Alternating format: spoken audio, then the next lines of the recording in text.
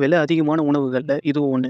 மடவை மீன் முட்டைகள் இதோட 1 கிலோவோட விலை ரூ. 60,000, அதாவது $700. இன்றைக்கி அதை எப்படி எடுக்கிறாங்கன்னு தான் பார்க்க போகிறோம். இந்த மடவை மீன்கள் ஜூன் மாதத்தில் தான் கருமுட்டைகளோட தயாராகும். அங்கே வேலை செய்கிற ஒர்க்கர்ஸ் ஃபஸ்ட்டு நைஃபை வச்சு மீனோட வயிற்றை கிழிக்கிறாங்க. அப்புறம் மீனுக்கும் முட்டைக்கும் இருக்க கனெக்ஷனை கட் பண்ணுறாங்க. இந்த மஞ்சள் கலரில் இருக்கிறது எல்லாமே மீன் கருமுட்டைகள் தான். இதுதான் ஃபஸ்ட் ப்ராசஸ். அப்புறம் அந்த ஒர்க்கர்ஸ் இந்த கருமுட்டைகளை சைஸ் பார்த்து தனித்தனியாக பிரித்து வைக்கிறாங்க. ஏன்னா ஒரு சைஸும் ஒரு விலைக்கு விற்பாங்களாம். அந்த முட்டைகளை எடுத்ததுக்கப்புறம் இந்த மீன்களை ஐஸ் போட்டு பேக் பண்ணி பக்கத்தில் இருக்க ரெஸ்டாரண்ட்ஸுக்கெல்லாம் அனுப்பிடுவாங்களாம். இந்த மீன் கருமுட்டைகளை ப்ராசஸிங் யூனிட்டுக்கு அனுப்புகிறாங்க.